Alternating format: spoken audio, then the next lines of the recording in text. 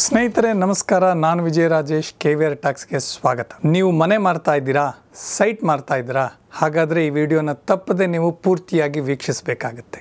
ಮನೆ ಮಾರಾಟ ಮಾಡಿದಾಗ ಬಹಳಷ್ಟು ಜನಕ್ಕೆ ಸಮಸ್ಯೆ ಬರೋದು ಎಷ್ಟು ಟ್ಯಾಕ್ಸ್ ಕಟ್ಟಬೇಕು ಅಂತ, ಅಥವಾ ಎಷ್ಟು ಟ್ಯಾಕ್ಸ್ನ ಹೇಗೆ ಉಳಿಸಬೇಕು ಅಂತ. ಮೊದಲನೇದಾಗಿ, ಮನೆ ಮತ್ತು ಸೈಟ್ ಅನ್ನೋದು ಆದಾಯ ತೆರಿಗೆ ಕಾನೂನಲ್ಲಿ ಸಪರೇಟ್ ಆಗಿ ತೆರಿಗೆ ಲೆಕ್ಕಾಚಾರ ಆಗುತ್ತೆ. ಈಗ ಮನೆ ಮಾರಿದಾಗ ಹೇಗೆ ಅಂತ ನೋಡೋಣ. ಮೊದಲನೇದಾಗಿ, ನಿಮ್ಮ ಮನೆಯನ್ನು ನೀವು ಎಷ್ಟು ದಿನಗಳ ಕಾಲ ಅಂತಂದರೆ 2 ವರ್ಷಕ್ಕಿಂತ ಮೇಲ್ಪಟ್ಟು ನೀವು ಮಾಲೀಕರಾಗಿರಬೇಕು.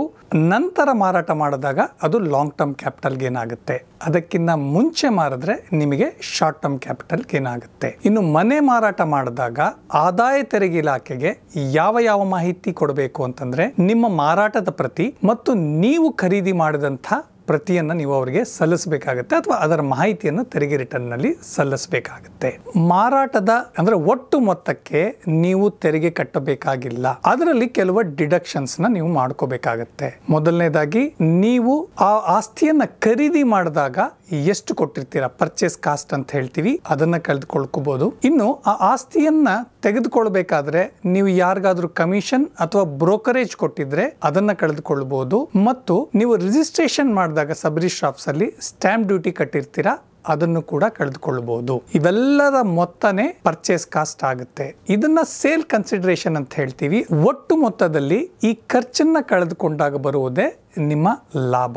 ಆದ್ರೆ ಇದು ನೇರವಾದ ಲಾಭನ ಅಂತ ಹೇಳಿದಾಗ ಇಲ್ಲಿ ಮತ್ತೆ ಒಂದು ಟ್ವಿಸ್ಟ್ ಇದೆ, ಒಂದು ಲೆಕ್ಕಾಚಾರ ಇದೆ. ಕಳೆದ ವರ್ಷದ 22 ಜುಲೈ 24ರಂದು ಬಜೆಟ್ ಬಂತು. ಆ ಬಜೆಟ್ ಅಲ್ಲಿ ಒಂದು ಹೊಸ ತೆರಿಗೆ ಸ್ತರವನ್ನು ಅವ್ರು ಹೇಳಿದ್ರು ಲಾಂಗ್ ಟರ್ಮ್ ಕ್ಯಾಪಿಟಲ್ ಗೇನ್ಗೆ. ಅದೇನಪ್ಪಾ ಅಂತಂದ್ರೆ, ಇನ್ನು ಮೇಲೆ ನೀವು ಈ ದಿನಾಂಕದ ನಂತರ ಯಾವುದೇ ರೀತಿಯ ಆಸ್ತಿಯನ್ನು ನೀವು ಖರೀದಿ ಮಾಡಿದಾಗ ಆ ಆಸ್ತಿಯ ದರವನ್ನು, ಏನು ಪರ್ಚೇಸ್ ಕಾಸ್ಟ್ ಇರುತ್ತೆ, ಅದನ್ನ ನೇರವಾಗಿ ಸೇಲ್ ಪ್ರೈಸ್ ನಲ್ಲಿ ಕಳಿಬೇಕು ಅಂತ. ಅಂದ್ರೆ ಅದಕ್ಕೆ ಹಿಂದೆ ಏನಿತ್ತಪ್ಪ ಅಂತಂದ್ರೆ ಕಾಸ್ಟ್ ಇನ್ಫ್ಲೇಷನ್ ಇಂಡೆಕ್ಸ್ ಅಂತ ಇತ್ತು. ಅಂತಂದ್ರೆ ನೀವು ಸುಮಾರು 20 ವರ್ಷದ ಹಿಂದೆ, 10 ವರ್ಷದ ಹಿಂದೆ ಪ್ರಾಪರ್ಟಿ ಪರ್ಚೇಸ್ ಮಾಡಿದಾಗ, ಇವತ್ತು ಅದನ್ನ ಮಾರಿದಾಗ ಆ ದರಕ್ಕೂ ಈ ದರಕ್ಕೂ ಬಹಳ ವ್ಯತ್ಯಾಸ ಇರುತ್ತೆ, ಇನ್ಫ್ಲೇಷನ್ ಜಾಸ್ತಿ ಆಗಿರುತ್ತೆ. ಹಾಗಾಗಿ ನೀವು ಅವತ್ತು 100 ರೂಪಾಯಿ ಕೊಟ್ಟಾಗ ಇಲ್ಲಿ 1000 ರೂಪಾಯಿಗೆ ಮಾರಿದಾಗ 100 ರೂಪಾಯಿನ ಕಳೆದು ಬರುವ ಲಾಭಕ್ಕೆ ತೆರಿಗೆ ಕಟ್ಟಿ ಅಂತಂದ್ರೆ ಅದು ಅನ್ಯಾಯ ಆಗುತ್ತೆ. ಹಾಗಾಗಿ ತೆರಿಗೆ ಇಲಾಖೆ ಏನ್ ಹೇಳ್ತಪ್ಪ ಅಂತಂದ್ರೆ, ನೀವು ಇನ್ಫ್ಲೇಷನ್ ರೇಟ್ ನ ಅವರೇ ಕೊಟ್ಟರು ಪ್ರತಿ ವರ್ಷದಲ್ಲಿ ಎಷ್ಟು ಜಾಸ್ತಿ ಆಗುತ್ತೆ ಅಂತ ಅಂದ್ಬಿಟ್ಟು ಅದನ್ನ ಅಪ್ಲೈ ಮಾಡಿ ಅವತ್ತಿನ 100 ರೂಪಾಯಿ ಇವತ್ತಿಗೆ ಒಂದು 400 ರೂಪಾಯಿ ಆದ್ರೂ ಸಮ ಆಯ್ತು ಅಂತಂದ್ರೆ, ಆ ಬರುವ 1000 ರೂಪಾಯಿದಲ್ಲಿ 400 ರೂಪಾಯಿ ಕಳೆದು 600 ರೂಪಾಯಿಗೆ ಟ್ಯಾಕ್ಸ್ ಕಟ್ಟಿ ಅಂತ ಹೇಳ್ತು. ಈ 22 ಜುಲೈ ನಂತರ ಏನ್ ಹೇಳ್ತಪ್ಪ ಅಂತಂದ್ರೆ, ನೀವು 1000 ರೂಪಾಯಿಗೆ ಮಾರಿದ್ರೆ ಅದು 100 ರೂಪಾಯಿ ಕೊಂಡ್ಕೊಂಡಿದ್ರೆ 100 ರೂಪಾಯಿ ಮಾತ್ರ ಕಳಿಬೇಕು, ಬರುವ ಆದಾಯಕ್ಕೆ 12.5% ಕಟ್ಟಿ ಅಂತ ಇತ್ತು. ಆ ಹಿಂದೆ 20% ಟ್ಯಾಕ್ಸ್ ಇತ್ತು. ಇದು ಬಹಳ ಜನಗಳಿಗೆ ಕನ್ಫ್ಯೂಷನ್ ಮತ್ತು ವಿರೋಧ ವ್ಯಕ್ತಪಡಿಸಿದಾಗ ಆದಾಯ ತೆರಿಗೆ ಇಲಾಖೆ ಒಂದು ಆಪ್ಷನ್ ಕೊಡ್ತಪ್ಪ ಅಂತಂದ್ರೆ, ನೀವು ಬಜೆಟ್ ಬಂದ ದಿನಾಂಕದ ಹಿಂದೆ ನೀವು ಯಾವುದೇ ರೀತಿಯ ಆಸ್ತಿಯನ್ನ ತೆಗೆದುಕೊಂಡಿದ್ರೆ ನಿಮಗೆ 2 ಆಯ್ಕೆ ಇರುತ್ತೆ. ಒಂದು, ನೇರವಾಗಿ ಪರ್ಚೇಸ್ ಕಾಸ್ಟ್ ನ ಕಳೆದು 12.5% ಟ್ಯಾಕ್ಸ್ ಕಟ್ಟೋದು, ಅಥವಾ ನೀವು ಇನ್ಫ್ಲೇಷನ್ ಇಂಡೆಕ್ಸ್ ಅಪ್ಲೈ ಮಾಡಿ ಅದನ್ನ ಕಳೆದುಕೊಂಡು 20% ತೆರಿಗೆ ಕಟ್ಟೋದು. ಇದು ಬಹಳ ಮುಖ್ಯ ಮತ್ತು ಬಹಳ ಸಿಂಪಲ್ ಕೂಡ. ಹೊಸ ಪದ್ಧತಿಯನ್ನ ನೀವು ಮುಂದಿನ ವರ್ಷಗಳಲ್ಲಿ ಲಾಗು ಆಗ್ತಾ ಹೋಗುತ್ತೆ. ಸದ್ಯ ಈ ವರ್ಷ ಮತ್ತು ಮುಂದಿನ ವರ್ಷಕ್ಕೆ ನಾವೆಲ್ಲರೂ ಮಾರೋದು, ಯಾಕಂದ್ರೆ 2 ವರ್ಷ ಲಾಂಗ್ ಟರ್ಮ್ ಕ್ಯಾಪಿಟಲ್ ಗೇನ್ ಆಗ್ಬೇಕಲ್ವಾ. ಹಾಗಾಗಿ 22 ಜುಲೈ 24ರ ಮುಂಚೆನೆ ಖರೀದಿ ಮಾಡಿರ್ತೀವಿ. ಹಾಗಾಗಿ ನಮ್ಮ ಬಳಿ 2 ಆಯ್ಕೆ ಇದ್ದೇ ಇರುತ್ತದೆ. ಮನೆ ಮಾರಾಟದ ಮೊತ್ತ ಬಂದಾಗ ನಾನು ಈಗಾಗಲೇ ಹೇಳಿದ ಹಾಗೆ ಆ ತೆರಿಗೆ ಲೆಕ್ಕಾಚಾರ ಹಾಕಿ ನಿಮಗೆ ಬರುವ ಆದಾಯ 2 ಕೋಟಿಗಿಂತ ಕಡಿಮೆ ಇದ್ದೆ ಒಂದು ರೀತಿ ಲೆಕ್ಕಾಚಾರ ಇದೆ, 2 ಕೋಟಿಗಿಂತ ಜಾಸ್ತಿ ಮತ್ತೊಂದು ರೀತಿ, ಮತ್ತು 10 ಕೋಟಿಗಿಂತ ಜಾಸ್ತಿ ಇದ್ದಾಗ ಮಗದೊಂದು ರೀತಿ ಇದೆ. ಆಸ್ತಿ ಮಾರಾಟ ಆಯಿತು, ನಿಮಗೆ ದುಡ್ಡು ಬಂದಾಯಿತು, ತೆರಿಗೆ ಲೆಕ್ಕಾಚಾರ ಹಾಕಬೇಕು ಅಂತಂದರೆ ನಾನು ಈಗಾಗಲೇ ಹೇಳಿದ ಹಾಗೆ 2 ಆಯ್ಕೆಗಳಿದೆ, ತೆರಿಗೆ ಕಂಡಿಡಬೇಕು. ಇನ್ನು ತೆರಿಗೆ ಲೆಕ್ಕಾಚಾರ ಹಾಕಿದ ಮೇಲೆ ನೀವು ತೆರಿಗೆ ಕಟ್ಟಲೇಬೇಕಾ ಅಂತಂದ್ರೆ ಇಲ್ಲ, ನಿಮಗೆ ತೆರಿಗೆ ಕಟ್ಟೋದಕ್ಕೆ ಇಷ್ಟ ಇಲ್ಲ, ನಾನು ತೆರಿಗೆ ವಿನಾಯಿತಿ ಪಡಿಬೇಕು ಅಂತಂದ್ರೆ ನಿಮ್ಮ ಮುಂದೆ 2-3 ಆಯ್ಕೆಗಳಿರುತ್ತೆ.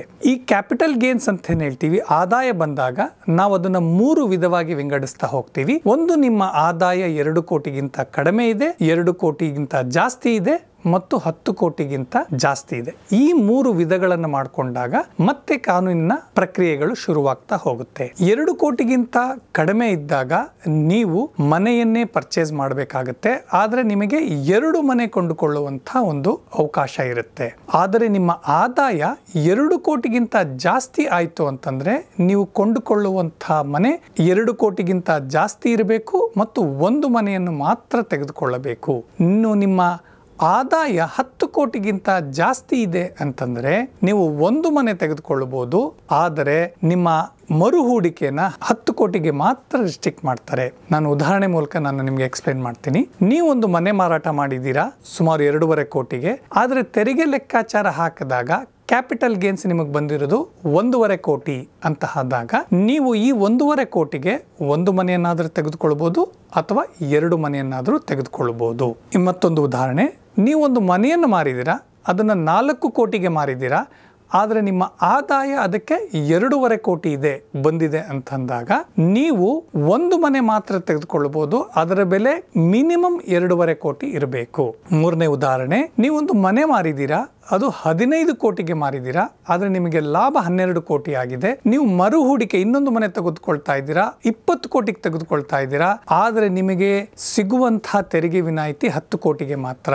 ನೀವು ಏನು ಹೆಚ್ಚು ಹೂಡಿಕೆ ಮಾಡ್ತೀರಾ ಅಥವಾ ಹೆಚ್ಚಿನ ಆದಾಯ ಇತ್ತು 2 ಕೋಟಿ, ಅದಕ್ಕೆ ನೀವು ತೆರಿಗೆ ಕಟ್ಟಲೇಬೇಕಾಗುತ್ತೆ. ಇನ್ನು ಮನೆ ಮಾರಾಟ ಮಾಡಿದಾಗ ಎಲ್ಲರಿಗಿರುವಂತಹ ಒಂದೇ ಒಂದು ಅನುಮಾನ ಮತ್ತು ನಂಬಿಕೆ ಏನಪ್ಪಾ ಅಂತಂದ್ರೆ, ನಾನು ಈ ಮನೆ ಮಾರಾಟ ಮಾಡಿದ್ದೀನಿ, ನನ್ನ ಸಂಪೂರ್ಣ ಕ್ಯಾಪಿಟಲ್ ಗೇನ್ಸ್ನ ನಾನೊಂದು ಸೈಟ್ ತಗೋತೀನಿ, ಅದು ಮರು ಹೂಡಿಕೆ, ನನಗೆ ಎಕ್ಸಂಪ್ಷನ್ ಸಿಗುತ್ತೆ ಅಂತ. ಇಲ್ಲ ಸ್ನೇಹಿತರೆ, ಇದೇ ಕಾನೂನಿನಲ್ಲಿರುವಂಥ ಒಂದು ಟ್ವಿಸ್ಟು. ನೀವು ಯಾವುದೇ ಒಂದು ಮರು ಹೂಡಿಕೆ ಮಾಡಿದಾಗ ಮನೆಯನ್ನು ತೆಗೆದುಕೊಳ್ಳಬೇಕು. ಅಂದರೆ ಕೇವಲ ಸೈಟ್ ತೆಗೆದುಕೊಂಡ್ರೆ ಆಗೋದಿಲ್ಲ, ಯಾವುದೇ ರೀತಿ ಕಮರ್ಷಿಯಲ್ ಬಿಲ್ಡಿಂಗ್ ತೆಗೆದುಕೊಂಡ್ರೆ ಆಗೋದಿಲ್ಲ, ಅಥವಾ ಅಗ್ರಿಕಲ್ಚರ್ ಲ್ಯಾಂಡ್ ತೆಗೆದುಕೊಂಡ್ರೆ ಆಗೋದಿಲ್ಲ. ನೀವು ಮರು ಹೂಡಿಕೆ ಮಾಡಿದಾಗ ಮನೆಯನ್ನೇ ತೆಗೆದುಕೊಳ್ಳಬೇಕು.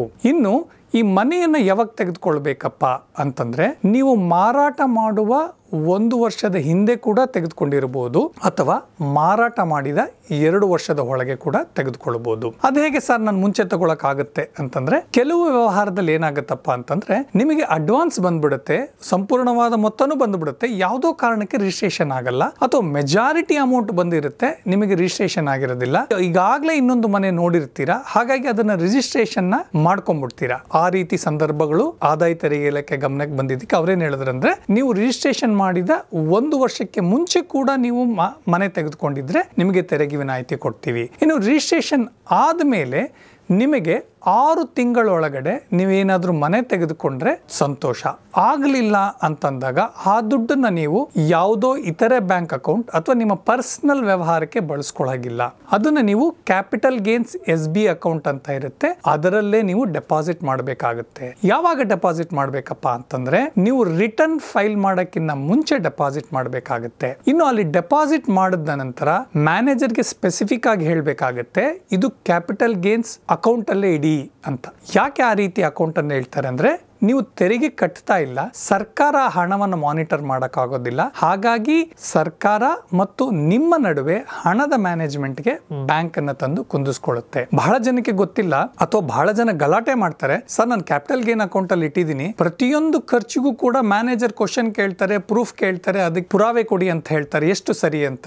ಖಂಡಿತವಾಗ್ಲೂ ಕಾನೂನು ಚೌಕಟ್ಟಿನಲ್ಲಿ ಬ್ಯಾಂಕ್ ಮ್ಯಾನೇಜರ್ಗೆ ಅಧಿಕಾರ ಇದೆ. ಏನಪ್ಪಾ ಅಂತಂದ್ರೆ, ನೀವು ಡೆಪಾಸಿಟ್ ಮಾಡಿದಂತ ಹಣ ಕೇವಲ ಮನೆ ಕೊಂಡುಕೊಳ್ಳೋದಕ್ಕೆ ಮಾತ್ರ ಖರ್ಚಾಗಬೇಕಾಗತ್ತೆ, ಬೇರೆ ಖರ್ಚುಗಳಿಗೆ ಅವ್ರಿಗೆ ಕೊಡೋದಕ್ಕೆ ಅಧಿಕಾರವಿಲ್ಲ ಮತ್ತು ಅನುಮತಿ ಇಲ್ಲ. ಹಾಗಾಗಿ ಪ್ರತಿ ಬಾರಿ ಆ ಅಕೌಂಟಿನಿಂದ ನೀವು ಮನೆ ಕೊಳ್ಳೋದಕ್ಕೆ ಖರ್ಚು ಮಾಡಬೇಕಾದ್ರೆ ಅವರಿಗೆ ಅದಕ್ಕೆ ಸೇಲ್ ಅಗ್ರಿಮೆಂಟ್ ಕೊಡಬೇಕಾಗುತ್ತೆ. ಇನ್ನು ಸಿಮೆಂಟ್ ತಗೋತಾ ಇದ್ದೀನಿ, ಸ್ಟೀಲ್ ತೆಗೆದುಕೊಳ್ತಾ ಇದ್ದೀನಿ, ಲೇಬರ್ ಕೊಡ್ತಾ ಇದ್ದೀನಿ ಅಂದ್ರೆ ಅದಕ್ಕೆ ಪೂರಕವಾದ ದಾಖಲೆಗಳನ್ನ ಬ್ಯಾಂಕ್ ಮ್ಯಾನೇಜರ್ಗೆ ಕೊಡಬೇಕು, ಮತ್ತು ಪ್ರತಿ ಬಾರಿ ಬ್ಯಾಂಕ್ ಮ್ಯಾನೇಜರ್ಗೆ ಪ್ರೂವ್ ಮಾಡುವ ಅಗತ್ಯವಿದೆ. ಇನ್ನು ಈ ಬ್ಯಾಂಕ್ ಅಲ್ಲಿ ಡೆಪಾಸಿಟ್ ಮಾಡಿದ ಹಣ ನೀವು 2 ವರ್ಷದ ಒಳಗೆ ಕಟ್ಟಿದ ಮನೆಯನ್ನು ತೆಗೆದುಕೊಳ್ಳೋದಕ್ಕೆ ಯೂಸ್ ಮಾಡಬೇಕು, ಅಥವಾ 3 ವರ್ಷದ ಒಳಗೆ ಸೈಟ್ ತೆಗೆದುಕೊಂಡು ಮನೆಯನ್ನ ನೀವು ಕಟ್ಟಬೇಕು. ಇವ್ಯಾವ ನಿಯಮಗಳಿಗೂ ನೀವು ಬದ್ಧರಾಗ್ಲಿಲ್ಲ ಅಂತಂದ್ರೆ ಅಥವಾ ಕಂಪ್ಲೈ ಮಾಡಲಿಲ್ಲ ಅಂತಂದ್ರೆ ನಿಮಗೆ ಟ್ಯಾಕ್ಸ್ ಬರುತ್ತೆ. ಎಷ್ಟಪ್ಪ ಅಂತಂದ್ರೆ 20% ಟ್ಯಾಕ್ಸ್ ಬರುತ್ತೆ. ಇನ್ನು ಸರ್ ನನಗೆ ಮನೆ ತೆಗೆದುಕೊಳ್ಳೋದಕ್ಕೆ ಇಷ್ಟ ಇಲ್ಲ, ಆದರೆ ಟ್ಯಾಕ್ಸ್ ಕಟ್ಟೋದಕ್ಕೂ ಇಷ್ಟ ಇಲ್ಲ ಅಂತಂದರೆ ನಿಮಗೆ ಮತ್ತೊಂದು ಆಯ್ಕೆ ಇದೆ. ಅದೇನಪ್ಪ ಅಂತಂದರೆ 50 ಲಕ್ಷದವರೆಗಿನ ಮೊತ್ತಕ್ಕೆ ನೀವು ಕ್ಯಾಪಿಟಲ್ ಗೇನ್ ಬಾಂಡ್ಸಲ್ಲಿ ಹೂಡಿಕೆ ಮಾಡ್ಬೋದು. ಅಂತಂದರೆ national highway authority India, rural electricity bonds ಅಂತ ಹಲವಾರು ಬಾಂಡ್ಗಳನ್ನು ಕೇಂದ್ರ ಸರ್ಕಾರ ಆಯಾ ಕಾಲಕ್ಕೆ ಬಿಡುಗಡೆ ಮಾಡ್ತಾ ಇರುತ್ತೆ. ಅದು SBI ನಲ್ಲಿರ್ಬೋದು, ಪೋಸ್ಟ್ ಆಫೀಸಲ್ಲಿ ಇರ್ಬೋದು, ಅಥವಾ ಇನ್ನಿತರ ಬ್ಯಾಂಕ್ಗಳಲ್ಲಿ ಹೋಗಿ ವಿಚಾರ ಮಾಡಿದಾಗ ಅವರು ಅದರ ಬಗ್ಗೆ ಮಾಹಿತಿನ ಕೊಡ್ತಾರೆ. ಇನ್ನು ಬಹಳ ನಾವು ಗಮನ ಕೊಡಬೇಕಾದಂಥ ಅಂಶ ಏನಪ್ಪಾ ಅಂತಂದರೆ, ನೀವು ಇದು ಮೊತ್ತ ಮ್ಯಾಕ್ಸಿಮಮ್ 50 ಲಕ್ಷ ಡೆಪಾಸಿಟ್ ಮಾಡಬಹುದು. ಇನ್ನು ಮಾರಾಟ ಮಾಡಿದ 6 ತಿಂಗಳ ಒಳಗೆ ಇದನ್ನ ನೀವು ಡೆಪಾಸಿಟ್ ಮಾಡಬೇಕಾಗುತ್ತೆ. ಯಾಕೆ ಅಂತಂದ್ರೆ ನಿಮ್ಮ ರಿಟರ್ನ್ ಫೈಲ್ ಮಾಡಿದಾಗ ನೀವು ಈ ರೀತಿಯ ಹೂಡಿಕೆಗಳನ್ನ, ಅಂದ್ರೆ ಬಾಂಡ್ಗಳಲ್ಲಿ ಮಾಡಿದ ಹೂಡಿಕೆಯನ್ನ ಅಥವಾ ಮನೆ ತೆಗೆದುಕೊಳ್ತೀನಿ ಅಂತ SBI ಅಕೌಂಟ್ ಅಲ್ಲಿ ಹೂಡಿಕೆ ಮಾಡುವಂತಹ ಮಾಹಿತಿಗಳನ್ನು ನೀವು ತೆರಿಗೆ ರಿಟರ್ನಲ್ಲಿ ಹಂಚ್ಕೋಬೇಕಾಗತ್ತೆ. ಈಗೆಲ್ಲ ಆರ್ಟಿಫಿಷಿಯಲ್ ಇಂಟೆಲಿಜೆನ್ಸಿನಲ್ಲಿ ನಿಮ್ಮ ತೆರಿಗೆ ರಿಟರ್ನ್ ಲೆಕ್ಕಾಚಾರ ಅಥವಾ ನೀವು ಸಲ್ಲಿಸಿದ ಲೆಕ್ಕಾಚಾರವನ್ನು ವೆರಿಫೈ ಮಾಡ್ತಾ ಇರ್ತಾರೆ. ಆಟೋಮೆಟಿಕ್ ಆಗಿ ನಿಮಗೆ ನೋಟಿಸ್ ಬರುತ್ತೆ. ಯಾವುದೇ ರೀತಿಯ ತಪ್ಪು ಮಾಹಿತಿ ಅಥವಾ ಸರಿಯಾಗಿ ನೀವು ಪಾಲಿಸಲಿಲ್ಲ ಅಂತಂದರೆ ನಿಮಗೆ ನೋಟಿಸ್ ಬರುತ್ತೆ. ಅದಕ್ಕೆ ತಕ್ಕದಾದ ದಂಡ ಮತ್ತು ಬಡ್ಡಿಗಳನ್ನು ನೀವು ತೆರಿಗೆ ಸಮೇತ ನೀವು ಪೇ ಮಾಡಬೇಕಾಗತ್ತೆ. ಸ್ನೇಹಿತರೆ, ಮುಂದಿನ ಸರಣಿನಲ್ಲಿ ಕೃಷಿ ಜಮೀನು ಮತ್ತು ಸೈಟ್ ಮಾರಿದಾಗ ಯಾವ ರೀತಿ ತೆರಿಗೆ ಬರುತ್ತೆ ಅನ್ನೋದನ್ನು ನೋಡೋಣ. ಈ ವಿಡಿಯೋ ನಿಮ್ಗೆ ಇಷ್ಟ ಆದರೆ ಲೈಕ್ ಮಾಡಿ, ಶೇರ್ ಮಾಡಿ, ಸಬ್ಸ್ಕ್ರೈಬ್ ಮಾಡಿ.